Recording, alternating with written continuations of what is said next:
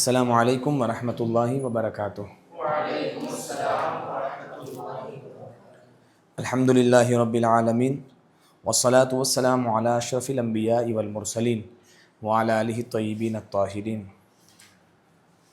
آج ہم حاضر ہیں آخری سبق یعنی قطع کا بیان، قطع کی تعریف اور اس کے احکام۔ قطع کا لغوی جو معنی ہوتا ہے نا، تو کلام جب ختم ہوتا ہے تو آپ نے کلام ختم کر دیا تو کیا معنی ہوتا ہے؟ قطع کا لغوی معنی توڑ دینا، کیا؟ توڑ دینا۔ اور اصطلاحی معنی کیا ہے کہ وقف کرنے کے بعد پھر نہ پڑھنے کو قطع کہتے ہیں۔ وقف کرنے کے بعد نہ پڑھنے کو، وقف کرنے کے بعد فوراً پڑھنے کو وقف کہتے ہیں، ٹھیک ہے۔ وقف کرنے کے بعد سانس جاری رہے، آواز بند رہے، پھر آگے پڑھنے کو سکتہ کہتے ہیں۔ وقف کرنے کے بعد قرآن کے متعلق کسی خیال کے اندر، کسی معنی کے اندر، تجوید کے کسی مسئلے کے اندر غور و فکر کرنے اور پھر اس کے بعد آگے پڑھنے کو سکوت کہتے ہیں۔ اب یہ قطع، وقف کرنے کے بعد پھر نہ پڑھنے کو قطع کہتے ہیں۔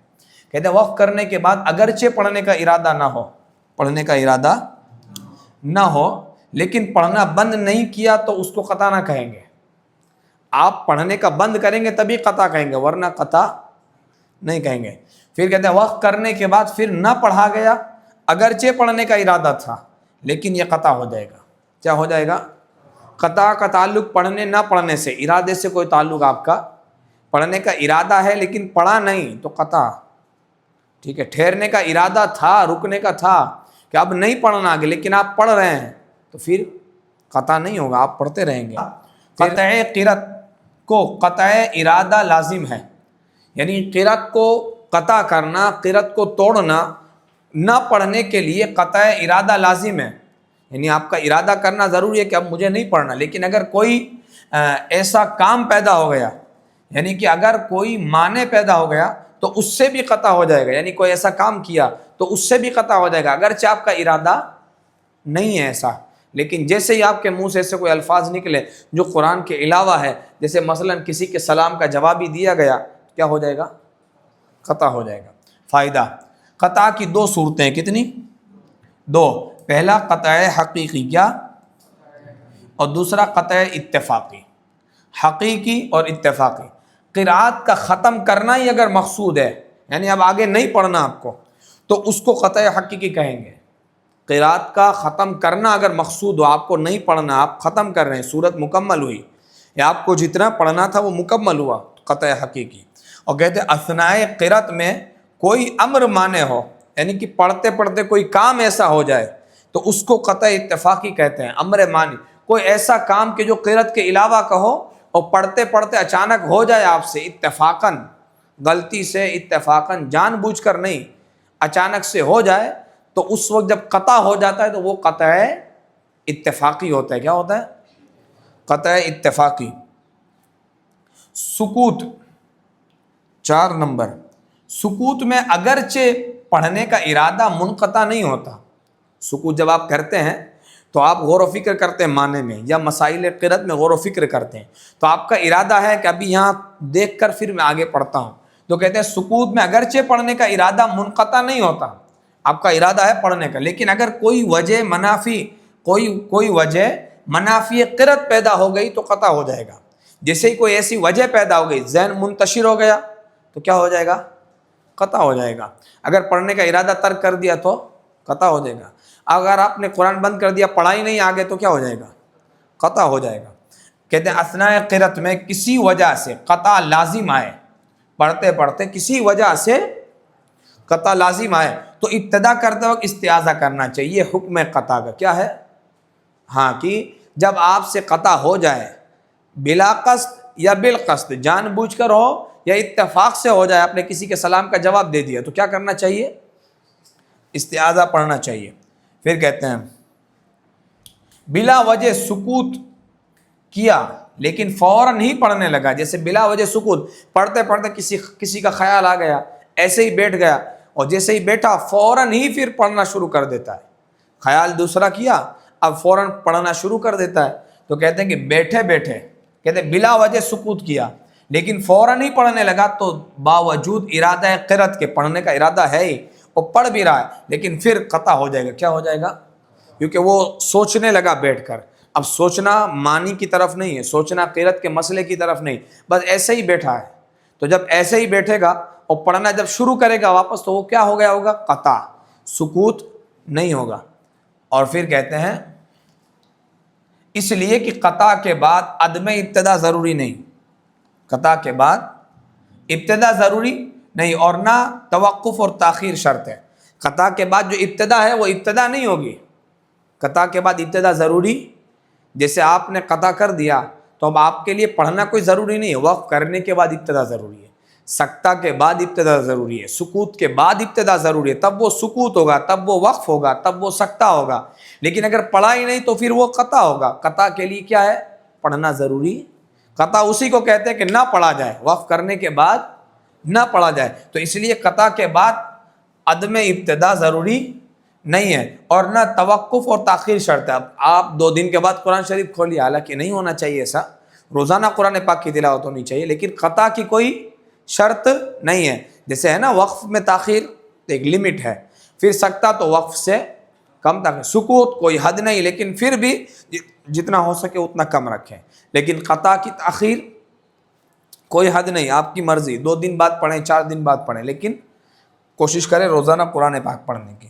دن میں کئی بار قرآن پاک، ہر نماز میں قرآن پاک پڑھنے کی، ہر نماز کے بعد قرآن پاک پڑھنے کی کوشش کریں.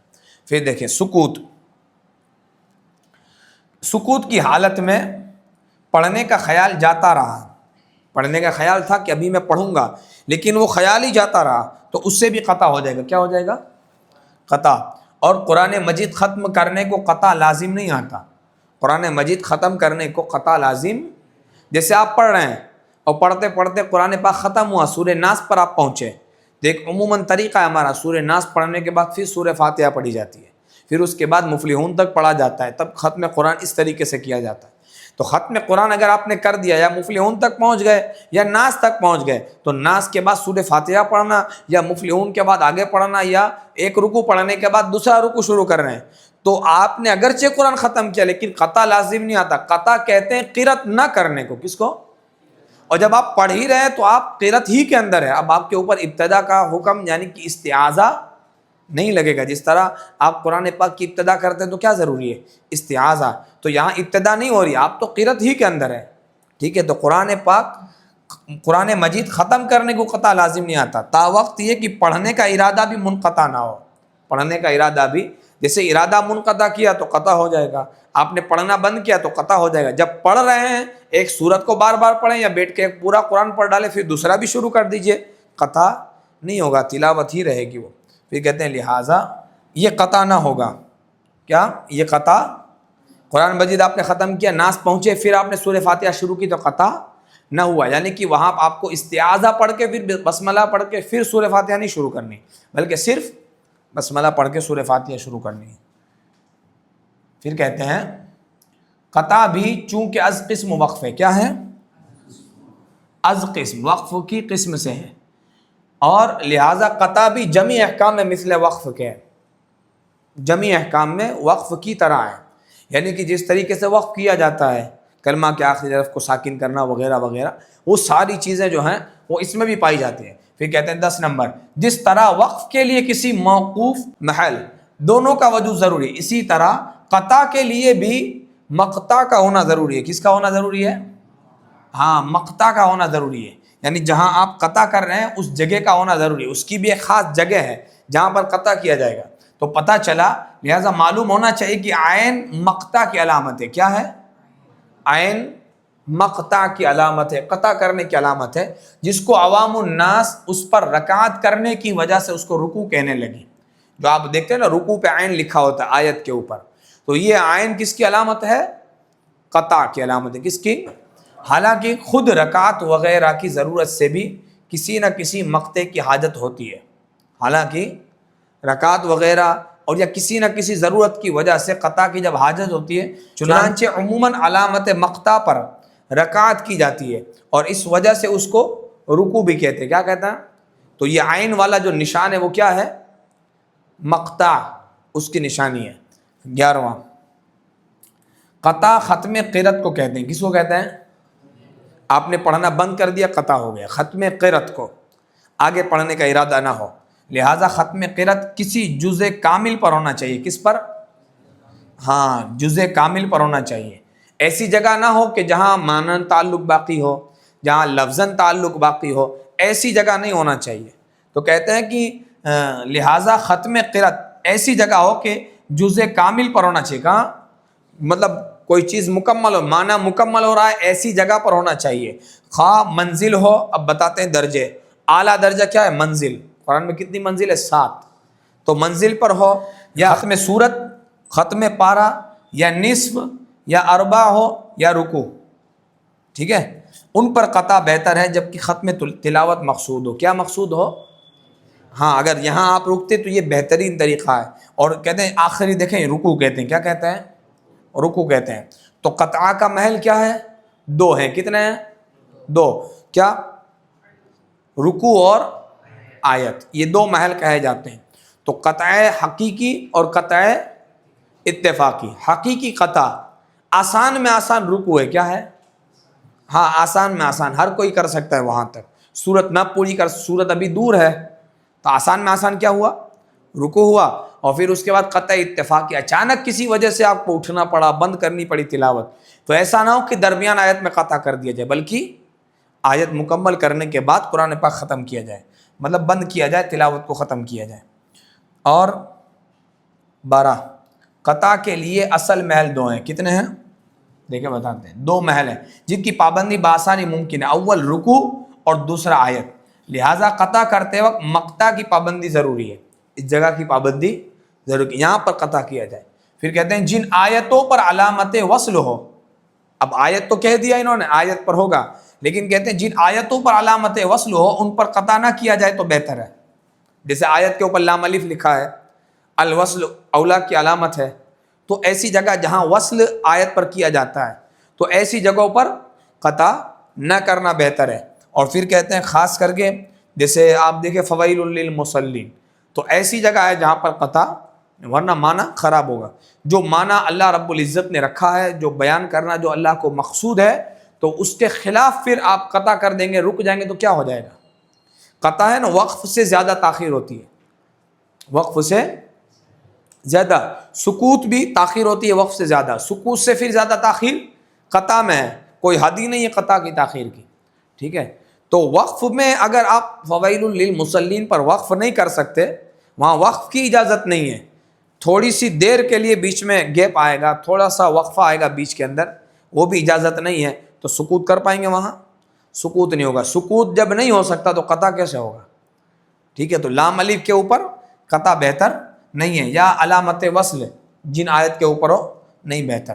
کہتے درمیان آیت اور علامات وقت پر قطع ہرگز جائز نہیں، درمیان آیت پر بھی قطع جائز نہیں، اور علامات وقت پر قطع جائز نہیں ہے۔ پھر کہتے ہیں قطع کرتے وقت صدق اللہ العلی العظیم، کیا؟ ہاں، وصدق رسولہ النبی الکریم ونحن علی ذلک لمن الشاہدین والحمد للہ رب العالمین وغیرہ کے الفاظ کہنا بہتر ہے، تاکہ سامع کو، سننے والے کو قرأت کا انتظار نہ ہو کہ اب قرآن کی تلاوت ختم ہو چکی ہے۔ تنبیہ، اثناء قرأت میں ہر ایسی بات سے بچنا چاہیے جس سے قطع لازم آتا ہے۔ قرآن کے پڑھنے کے دوران ہر ایسی بات سے بچنا چاہیے کہ جس سے قطع لازم آتا ہو۔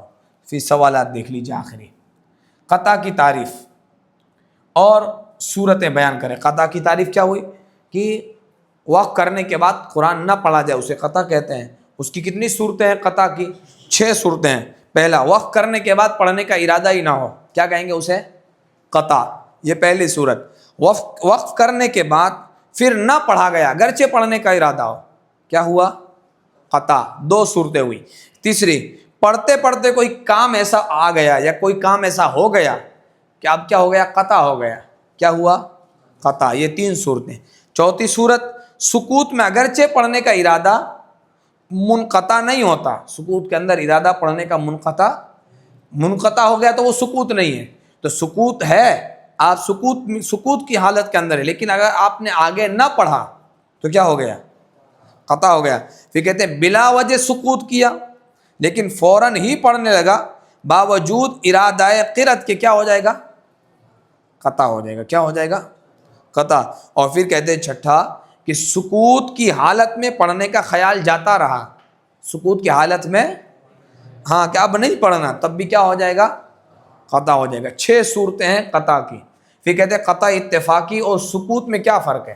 قطع اتفاقی اسے کہتے ہیں کہ اچانک کوئی کام ایسا آ گیا کہ جس سے آپ پڑھتے پڑھتے آپ سے قطع ہو گیا، تو یہ قطع ہے. اور سکوت تو جان بوجھ کر کسی قرآن کے متعلق سوچنے کے لیے، غور و فکر کرنے کے لیے جب بندہ رکتا ہے اس کو کیا کہتے ہیں؟ سکوت. تو یہ قطع اتفاقی یہ بغیر ارادے کے ہوتا ہے، اور سکوت کیا ہوتا ہے؟ ارادے کے ساتھ ہوتا ہے. تیسرا، پڑھتے پڑھتے سجدہ تلاوت ادا کیا گیا تو یہ قطع ہو گیا سکوت. تو جو سجدہ تلاوت ہے وہ منافی قرت ہے، قرت سے باہر کی چیز ہے. تو جیسے ہی پڑھتے پڑھتے آپ نے سجدہ تلاوت کیا، جو کہ اچھا عمل ہے کہ اگر وضو ہے تو آپ اسی وقت سجدہ تلاوت کر لیجئے، تو وہ کیا ہو جائے گا اصل میں؟ قطع. آپ کو پھر ابتدا کرنی ہوگی استعاذہ کر کے. قطع حقیقی اور قطع اتفاقی کا محل بیان کریں. تو قطع حقیقی آسان محل کیا ہے اس کا؟ رکوع. اور قطع اتفاقی کا آسان محل آیت. پھر اس کے علاوہ تفصیل ہے قطع حقیقی کے اندر کہ آیت سے بہتر کیا ہے، اس سے بہتر کیا ہے، اس سے بہتر کیا ہے. پھر قطع کرتے ہوئے کس قسم کے الفاظ ادا کرنا بہتر ہے؟ تو صدق اللہ العظیم وصدق رسولہ النبی الکریم ونحن علی ذلک لمن الشاہدین والحمد للہ رب العالمین. ان الفاظ کا پڑھنا چاہیے، بہتر ہے، تاکہ کیا ہو کہ سننے والے کو پتہ چلے کہ بات مکمل ہو گئی ہے اور قرت ختم ہو چکی ہے. اور یہ الفاظ بھی بڑے پسندیدہ ہے. پھر فائدہ کہ جس طرح وقف کو ابتدا لازم ہے، کیا لازم ہے؟ ہاں، وقف کرنے کے بعد آپ کو ابتدا لازم ہے. اسی طرح معرفت وقف کے بعد بھی ابتدا وغیرہ کی معرفت بھی ضروری ہے. معرفت وقف کے بعد بھی ابتدا کی معرفت بھی ضروری ہے. یعنی جب آپ نے جس طرح وقف کو ابتدا لازم ہے، وقف کیا آپ نے، تو پھر کیا ضروری ہے؟ وقف کہیں گے کسے؟ کہ ٹھہرنے کے بعد پھر آگے پڑھنے کو. تو وقف کے لیے کیا ضروری ہے؟ ابتدا. اور اسی طرح معرفت وقف کے بعد، یعنی کہ وقف کو پہچاننے کے بعد معرفت بھی ضروری ہے. ابتدا وغیرہ کی معرفت بھی ضروری ہے. یعنی کہ آپ نے جب پہچان لیا کہ وقف کسے کہتے ہیں، تو وقف کسے کہتے ہیں جب پہچان لیا، تو پھر وقف کرنے کے بعد کیا کیا جاتا ہے؟ ابتدا. تو آپ کو ابتدا کی معرفت بھی ضروری ہے، یعنی ابتدا کیسے کیا جاتا ہے وہ بھی آپ کو آنا چاہیے. لہٰذا پڑھنے والوں کو چاہیے کہ ابتدا اور اعادہ اور وصل کے احکام کتاب معرفت الوقوف سے معلوم کریں. اور یہ انشاءاللہ ہم پڑھیں گے آگے معرفت الوقوف، جس سے پتہ چلے گا ابتدا کیسے ہوتا ہے، اعادہ کیسے ہوتا ہے انشاءاللہ تعالی.